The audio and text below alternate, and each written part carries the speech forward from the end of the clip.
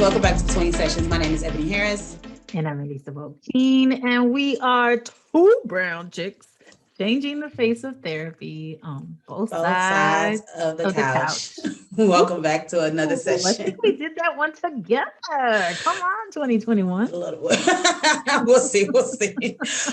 Watch the feedback is going to be like all over the place. Thank you for joining us for another week on Between Sessions. This week is the first week of Black History Month.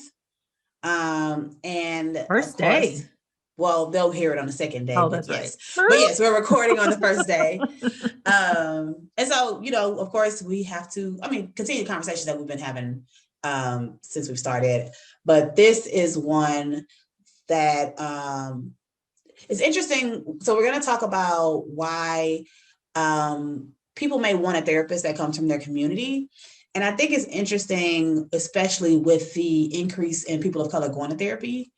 And so it definitely, I think people are not sure of what they can and can't ask. People are not sure of even how to approach therapy or, how to find a therapist. And so we wanted to talk about like the importance of finding someone that is either of your community or even, just has similar experiences is really what it typically boils down to. Right. Yeah, someone from a marginalized community and to be fair, like we want to acknowledge that there are people who sometimes don't even want somebody from their community. They want like a different perspective, and that's okay. We're not saying you have to have someone from your community, but we have found time and time again, and that's why we created Melanin and Mental Health, is that we know that there is a great demand for people specifically, we specialize in Black Latinx community where people want somebody from their community. People want someone who's going to understand the nuances of their culture, of their challenges, simply because you're from the same community. Right. So, yeah. And there's nothing wrong with that. And so this is one to validate people that may be looking for therapists or maybe having a hard time or not sure if it's okay that they want a Black or brown therapist, but also for the clinicians that are listening and those that are people of color and those that aren't, just so you can kind of understand the reasoning behind why that may be a choice that they've made. So I don't know, do you want to start with like a reason or a thought process of why someone would? When you were doing the intro, you said that sometimes people don't know what they can ask for, and I think that's so real because I've had people contact me and they're almost apologetic when they express, that they wanted someone who was Black or brown. Even today, I had a client who, if I'm seeing somebody as a couple, I usually refer them to do individual work. And it's funny because they'll still kind of get kind of quiet. I've started because typically it happens when I'm going to refer them out, right? When they're like, oh, do you take insurance? Like, no, but I have some therapists that I can refer you to. Or I've had 3 calls today from people that don't live in Texas. That's been different. But I'm like, okay, well, no, I can't see you as a therapist, but I'll send you some referrals. And so I've started volunteering. And I'll make sure that they're Black women, or, I'll make sure they're a therapist of color or something like that. I've tried to, because I understand that, like I've said before, 90 to 95% of the people that call me, that's one of the reasons they want to see me is because I'm a Black therapist. So I've started just saying, and I can hear like oh, okay. Like it sounds like they're like relieved. Like, you get it. Like, it's not, because it's like, I don't want to have to go through this list of like therapists that don't look like me. Or if I know that what I prefer, like I'd rather just put that out there. So I definitely kind of have started saying it before to them so they don't have that awkward moment of like, is it okay if all of those questions. So definitely, I think sometimes we know what we will feel more comfortable with, but we don't know if it's appropriate to ask for it. Right. And we know what we're looking for. And I think, again, a lot of times people do feel somewhat timid to express it. And so, like you said, I want to validate why it is that people may seek out someone from their community, especially if you are Black and you're looking for a Black therapist. But this applies to many people when they're from marginalized communities, is that there is something about knowing that that person, simply because they're from the same community, they get it. Like there's a certain, like I may not need you to, um I may not need to dive into certain issues, but we have already like a point of connection where we understand what some of the daily challenges are, simply because of who you are. And so I think that's one piece to it. And I think the other piece is there is a distrust.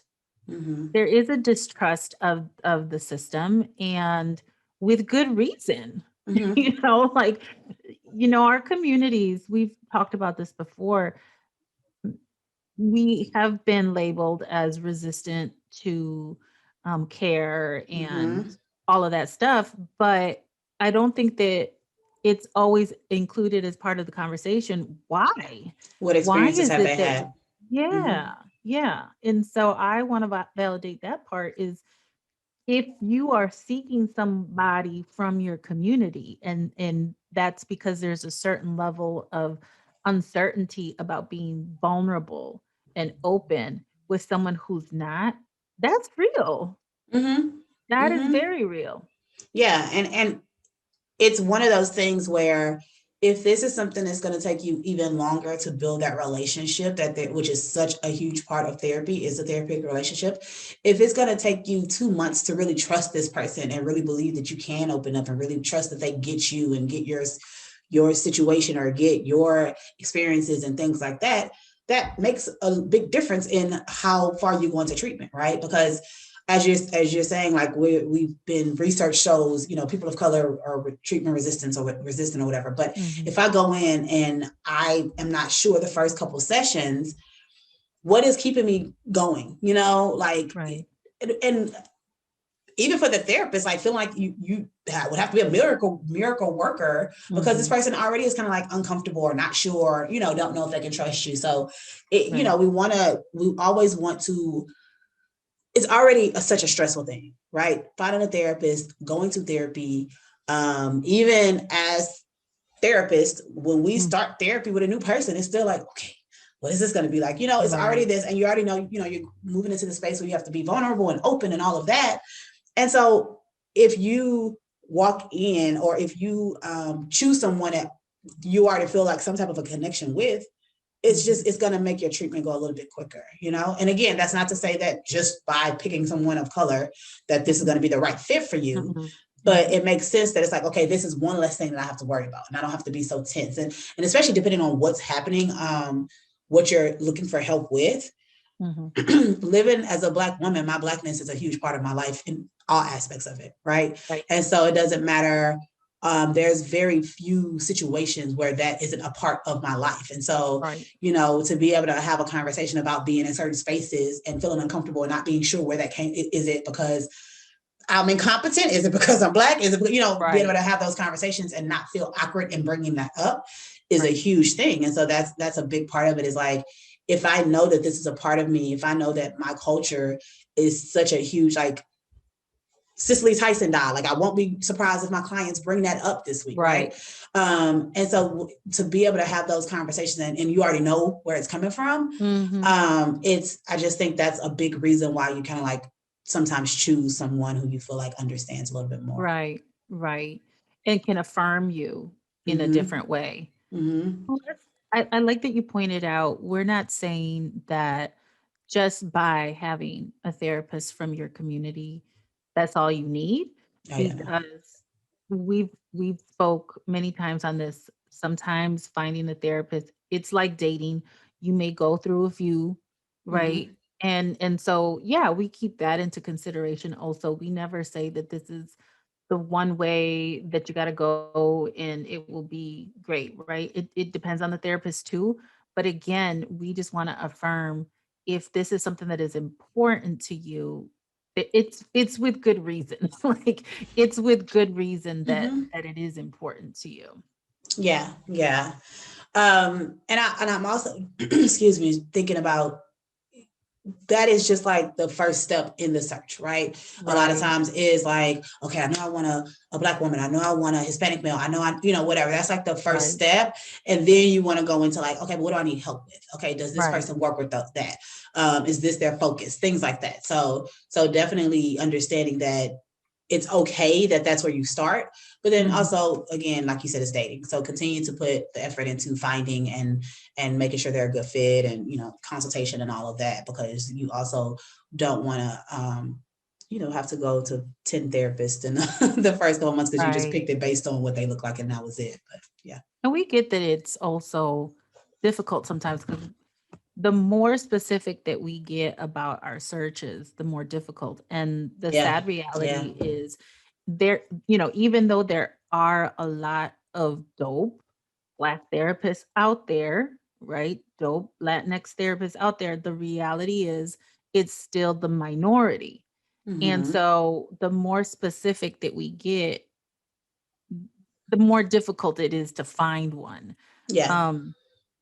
And that's why though we do what we do. Like this is what really fuels us is we know that there is a need. We know that there is a desire from our communities to really have safe spaces and have people from their community holding that space for them. And so that's why we do what we do is we do want to remind you that there are people out there. There are therapists out there that are ready, that are willing. Sometimes they are difficult to find. Again, we've spoke to this before. Now, after COVID, I would say one of the highlights is that more and more therapists are offering online therapy. And so now someone that's in your state, maybe we're in Texas, maybe you're in Dallas and this person is in Austin, right? Like you can do that now. Or maybe you're in the smaller parts of Texas. What's the smaller part of Texas? McKinney. Oh, there you go. McKinney, right? And you I think that's a city. Clearly we don't travel to the smaller cities. But like you might be somewhere where there's not a lot of them in your town, and now you can access them. You can access them. You now even have more people who are out of state, right? Like someone who maybe was just serving Georgia before and now they're licensed in Texas. So there's definitely more opportunity for us to access them. And we certainly want to be representative of that and highlighting those therapists. And we also want to continue to encourage more and more people from our community to go into this field, right? To go into this field so that there are more of us available. Yeah. And this is one of those things that you don't want to have to like address, but I feel like anytime you have a conversation about choosing someone based on ethnicity or color or whatever, then the other side is like, well, what if I said I only want to see a white therapist, right? Is that okay if I say I only want to see white therapists? Would that be okay? And the answer, well, I won't say what the answer is, but what we could talk about the difference in those two statements. She's like, I could say it. But it's just talking about the difference in those statements. And just like the reason why there's a Black History Month and not a White History Month. Right. The reason why, we have to highlight Black people in mental health is because the norm is white. And so when you call an office, a group practice, let's say, to find a therapist, more than likely, if you don't specify what you're looking for, you will more than likely have a white therapist. That's just the reality. And for so many reasons. As Elisa said, there aren't as many of us in the field, and there are even less of us practicing in private practice, because that's a whole other story. But there are reasons why a lot of therapists of color work more in hospital settings or work for organizations and things like that, as opposed to going to business for themselves. So it's just the numbers just aren't there. So to ask for a white therapist is probably not because you have a hard time finding a white therapist. Right. And that's if you're white asking for, I think we have to specify that. Yes. You know, or whatever, right? Like if you are, yes, if you are a white client asking for a white therapist, what is the difference from a black client seeking out a black therapist? Yes. Well, a lot of the times, and there will be, I will say there is pushback from that, even within our own field. I've heard it from other therapists. We've gotten messages. Mm-hmm. We've gotten messages. We've gotten, hater, messages about why we're simply highlighting, melanin and mental health. And comes with the territory. It comes Yeah. with the territory. Yeah. But it is important for us to highlight it because there is not enough. And the difference is a lot of times when a black client, for example, is seeking out a black therapist, it's not coming from a place of being discriminatory, right? It's coming from a place of needing to feel, again, affirmed and needing to feel safe. I Mm-hmm. think that's the biggest thing is needing to feel safe. And the reality is folks from marginalized communities, and we're talking specifically here about the Black community, there are many, many spaces that are not safe for Black people. And the Mm-hmm. mental health field, the therapy room included. Yep. We're therapists, and as whack as it is to acknowledge that, it is reality. We kind of have that insider view of what we witnessed Mm-hmm. some of our colleagues saying last year Mm-hmm. during the Black Lives Matter movement and the protests, The ones protest. that were actually protests, Mm-hmm. not what Mm-hmm. we saw here in January. Mm-hmm. But we were listening, we were observing what they were saying. Mm-hmm. And so, yeah, are we surprised? No. Um, Disillusioned? I don't know that we would say that either because we kind of know that this is present. But it did, I think, for me anyhow, remind me of the urgency of really getting out there and making more and more space for people from our community to come into therapy and feel like they're going to be okay, or at least they're willing to trust. They're Mm-hmm. willing to at least try because they feel a little bit safer. Right. Right. I think that's extremely important what you're saying, and when it typically when it comes to a white client requesting a white clinician or white therapist, it's coming from a place of it's not about feeling safe or well, in a different way, it's not about like, okay, I already have all of this happening in my world and I need someone who understands it and things like that. It's typically about their belief as far as competence of a black Right. clinician or a black Right. professional in general, right? Right. And so that is another big difference. Like it's not Right. about I need someone who understands my experiences in the world and all of that. So it's just a very different request, which is why you wouldn't typically hear that, nor probably as a clinician, you probably shouldn't Mhm. complain about that either. Well, and Um, I think the other thing is we have to we have to have these difficult conversations and we have to acknowledge our like most of everything is centered around whiteness. yeah.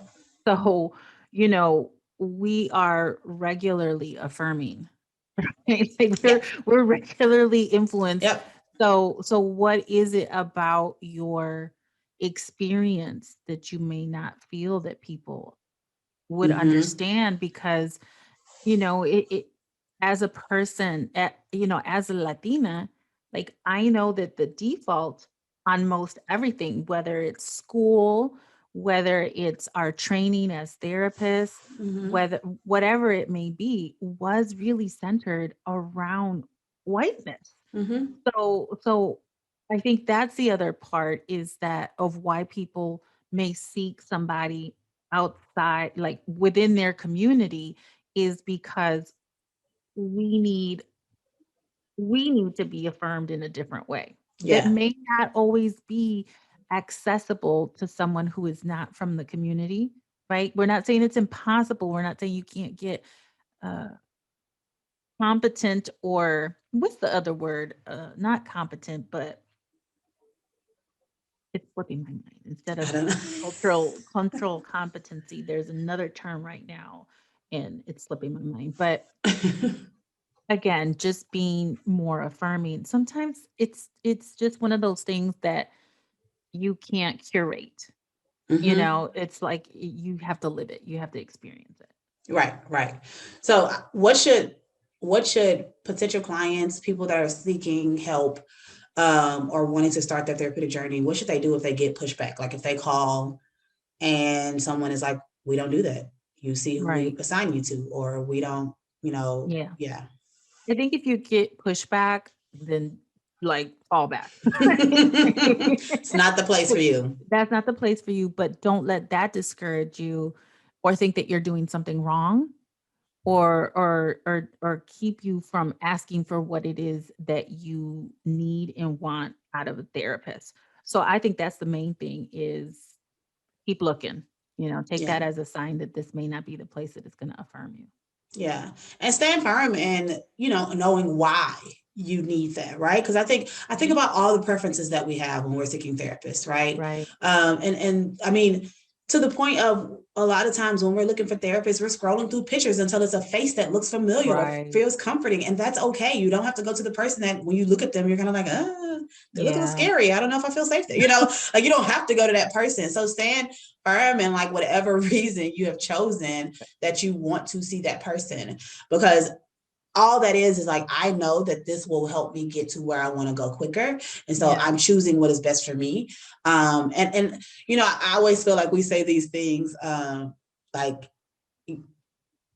I'm thinking about, we're trying to validate, of course, we want to make sure everybody understands that it's your choice, but I also completely get, depending on what state you're in when you're looking for a therapist, how it's like, okay, I hear you, but also if I've never had to call a therapist office before, Yeah, I and know. someone tells me this, it may be a little bit harder and it may be a little difficult. And we understand that. But, again, all of this is your choice. And just Yeah. like you get to choose the primary care physician you have, just like, Right. you can refuse any type of care that you want to, that you Yeah.